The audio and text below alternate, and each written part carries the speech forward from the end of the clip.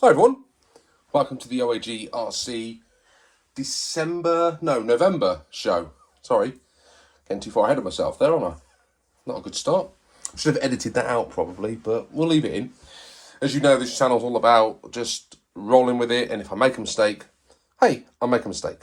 Welcome to the November show. So, lots going on this month. We'll take you through some of the highlights over the next half an hour or so. But you guys have seen quite a bit of these two models over the last, month or so. The holiday buggy has been hopped up and run in a SummerSlam, but also Mini OAG took it out and did about 1 million donuts in it and really messed it all up. If I flip it over, you check the underside of that RC out now. It is well and truly loved and enjoyed and fun. And shredded is probably the right word for it, but she just loved it.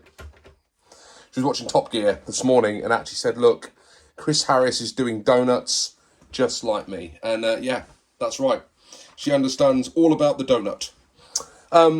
This has been well and truly hopped up. You'll see one final hop up in the video today, but we've also been out having a bit of fun with this as well. And it's a reasonable RC. It was a reasonable RC before I started. It's still a reasonable RC now, and we'll see how it goes in next season's Orchard Raceway series. Right, let's have some fun and take you through what's going on in the show today, and then we'll have a little wrap up at the end, and I'll tell you what's coming for the rest of this month.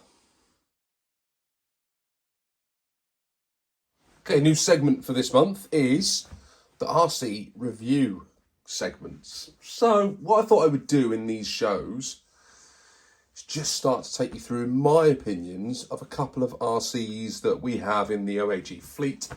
What have we got now? Somewhere around about 16 RCs.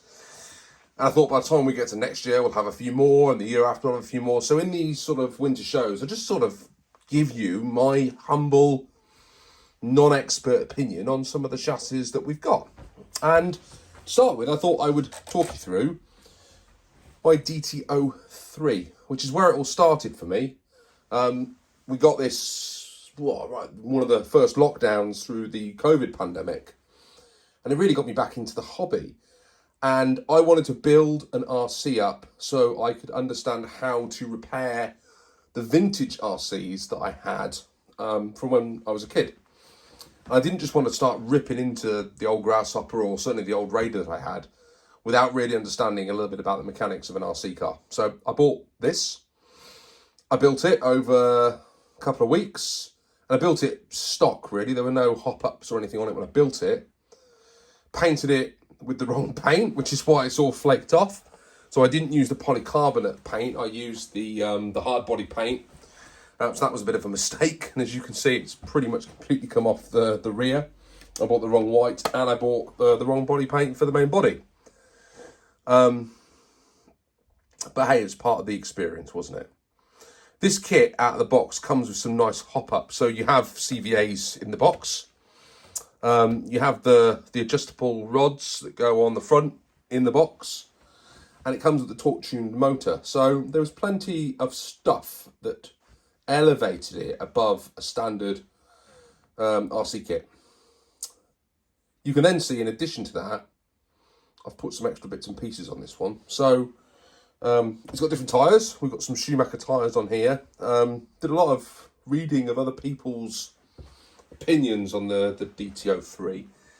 Out of the box, there's a lot of understeer. So the car just does not turn quickly, certainly if you're on grass or sort of light gravel or mud. It doesn't turn very quick at all. Someone said to me, change tyres up, you'll see a huge difference in the running of the car. So we did that. We changed the tyres. We also played around with some of the suspension oils, so we've got different oils in the front and the back. Don't ask me what, because I can't actually remember. It's been a while since I've looked at these, but at some point I'll be retuning them. I think it's got a heavier oil in the front than it has in the rear. What else did we do? We changed the shock towers out. So we put the carbon fibre ones in instead of the plastic ones that were in there to start with. And I think that's all of the changes that we made to the outside. Just before we get on the inside of the body, just a little note that this one did finish second in the 2022 Orchard Raceway series. So if you haven't watched that, go and check out the Orchard Raceway series for last year, and you'll see this thing performing out on the track on the Orchard Raceway, and we'll be seeing it again in the not too distant future. So we've taken that crusty body shell off. Look at the state of that in there. Had a lot of fun with this model. Then we can start to see what we've done on the inside. So I'm just going to take you off the camera mount for a second and I'll show you a little bit closer. So we've got an alloy servo mount in there, which gives it a bit more strength around the servo. I don't think that's necessarily required. I haven't got a high powered servo in there, but it certainly looked good when I put it in. And then down the front here, where are they? Down here, we've got some additional weight on the front end, just to try and keep the front down a bit more. I think there's a bit more packed in there somewhere around, yeah, you can see it down there behind the servo. So we've put a bit of weight on the front to try and counteract that understeer. We're using the standard Tamiya ESC in this one. And then if I bring you around the back, we used to have some stabiliser arms at the back, but I took those off. I might put them back on actually. We've also got a 17.5 turn Tamiya brushless motor in there as well. So we have hopped it up. It has made a difference to handling. I really like this chassis. I think it certainly provides plenty of entertainment. What I am noticing at the moment is the tyres are quite worn. You see there? And that is struggling now for grip. Certainly on the Orchard Raceway and some of the other areas I like to run them out on the grass, it was struggling for grip as well. It needs a new set of tyres really. And I'd probably, for the Orchard Raceway, maybe even go back with the sort of, not the staggered cut tyres on the front, but the sort of grooved tyres that it comes with out the box, just to try and give it a bit more control on the loose surface. But it is a great chassis. It's two-wheel drive. It's one of Tamiya's cheapest entry-level kits, actually. I think you can pick one of these up for about £80 in the UK. And it provides a lot of fun. If I was going to give it a rating out of 10, I'd probably put it towards the top upper end, actually. It is quite a good chassis, and certainly a great place for people to start. I'd certainly give it sort of 7 out of 10. You can get a huge amount of fun out of the chassis for quite a reasonable amount of money. And I think if you're looking to get your buddies or your children into RC, you can't go far wrong with a DT03. Plus, you can still get quite a lot of hop-ups for them as well. There you go. I hope you've all enjoyed that. And yeah, go and get yourself a DT03.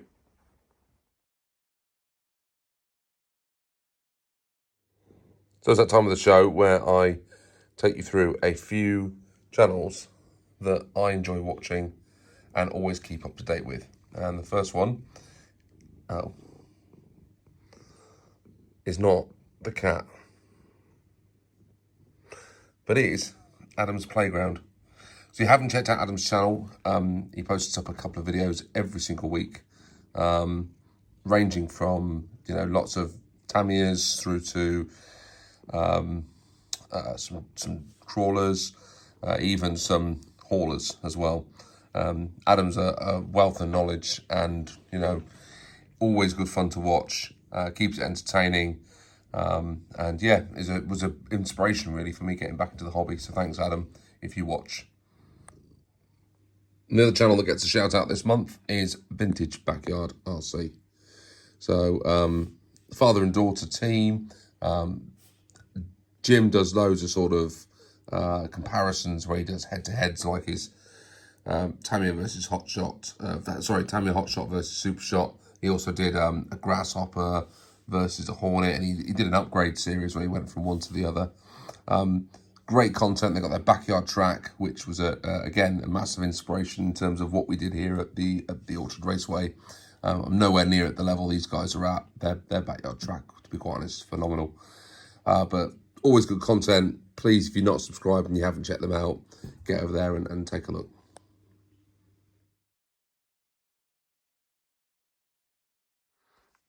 time for my What's on the Bench section.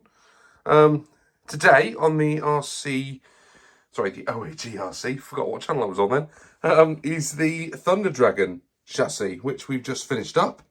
Pretty fun build. Wasn't really feeling it until the last 5 minutes of the build when it all came together, and then I absolutely flipping loved it. It's a great looking chassis. Looks great on the ground. Shocks feel good. Yeah, it's pretty groovy. So we've done that. Next build coming up is a secret, not going to tell you yet.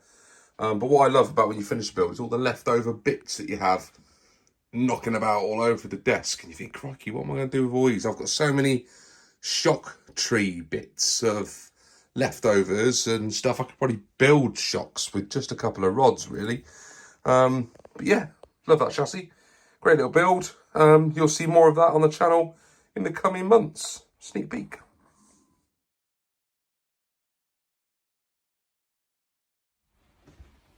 Okay, so last month in Hop Up Corner, I was looking for some universal drive shafts for the DT02, and I managed to find these at RC Jazz. Jazz Rider universal drive shafts. I don't know how they're going to work out, but they're a reasonable price, and I thought I could got the Tamiya ones for about, I think they're about £40 or something like that, and they just seemed like an awful lot of money for some universal drive shafts. I think these were about £10, £12. I thought worth a go, see how they go. So there you go. That's one hop up sourced and resolved. The next hop up that I'm searching for this month is for the DT03 chassis. So, sorry, DF03. What I am in the current process of doing is going to be starting to strip this down, and you're going to see that in the appropriate segment in this video. But what's missing on here is a body that fits. Someone told me they think this is a Yokohama body shell. It's certainly not one that came on this chassis, on this model. There you go, so you can see it a little bit better. So we are in the process of looking for a new body shell. I'm going to try and strip these wheels back and get them yellow again, so that's not going to be an issue. But I do need a new set of decals to go as well. So what I'm trying to track down at the moment is an Avanti Mark II body shell. Now I'm sure that will set most of you at disagreement that, well, it's not a real Avanti and it shouldn't have the Avanti name, and I don't care about any of that. All I'm interested in is getting a body shell that looks pretty cool, and I think that one looks pretty cool. So that's what's going to go on this model when I finally get it. So that's what I'm on the hunt for. Hop up hunt this month.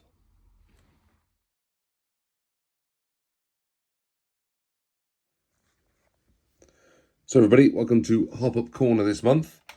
What we're currently doing is just changing the CVAs out for these JKRC Shocks. And actually, just look, that's the full compression there of that JKRC. See how it's going down and come back up again? Then watch the CVA on this side. Just like complete travel.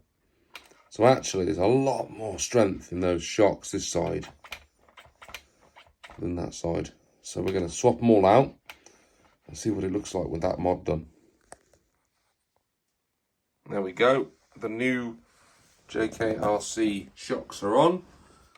And yeah, it's a bit bouncier than it was with the CVAs on, but we'll see how we go. I've set up quite a lot of tension in this. What I haven't got is quite the same, a lot stiffer, those suspension. So we'll see how we go. But the CVAs, I've still got the CVAs if I need to swap it back. It was a fairly easy swap out. And just for grins, we've stuck one of our logos on the front and just a little bit of JKRC. Just to make the Rising TIE Fighter look like a buggy. Nice little hop up, done. Right, videos that have caught my eye this month. Dirk over at RC Birds we started work on a modular crawler course, and he's built a car park so far, and he's built a swamp, and I won't spoil it for you, but he goes through how he's creating this and what he's doing and how it's coming together. Great series from Dirk, so go and check that one out if you've got the time. One more that I really enjoyed this month was over at JKRC, and David has been out on the track with his Grasshopper and DT02. Really unique out in Japan where David is. They have a Grasshopper racing series where it's almost like a last man standing around the track, and the hoppers roll over and they have to avoid each other on the circuit. Looks like incredible fun, and David's been sort of hopping up his Grasshopper 2 for that series, and it's really worth checking out David's channel if you haven't. It's really good, lots of good content.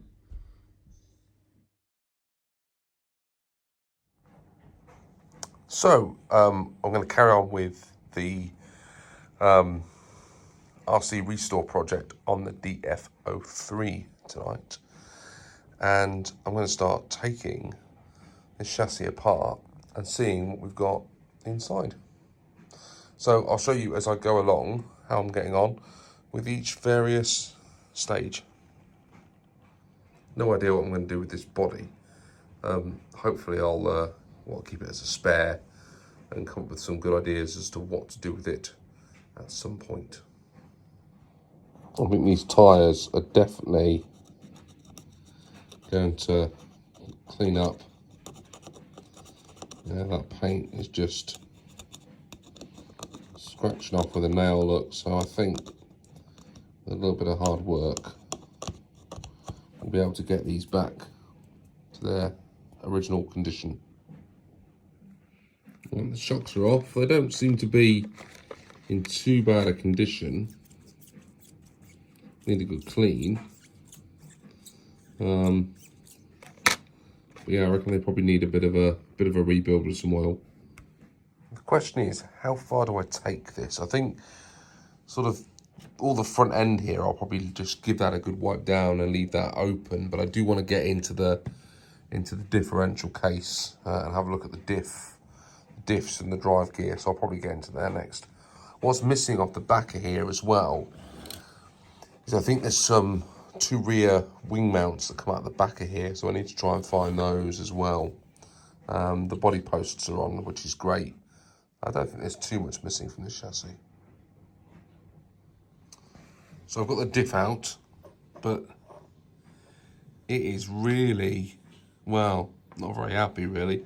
It's not very smooth at all. It's quite jarring really. It's covered in grime and there's no oil at all, or sorry, no grease at all on any of the gears. So that needs a bit of a clean really.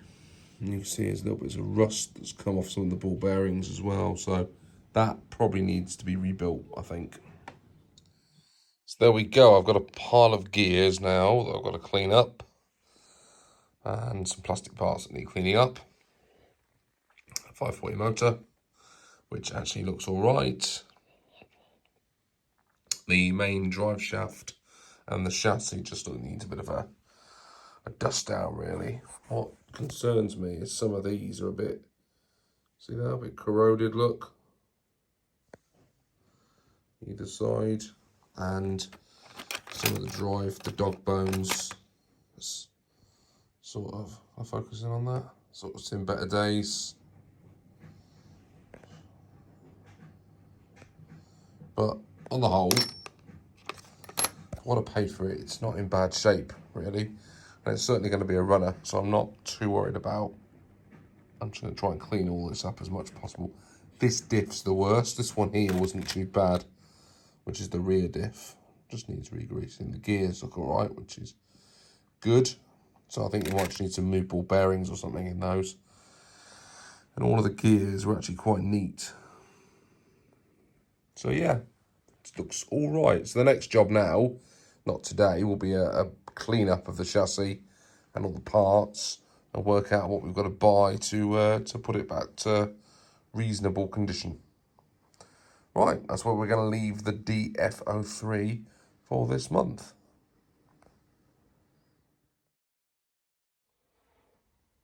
There we go. I hope you all enjoyed this month's episode of the OAG show.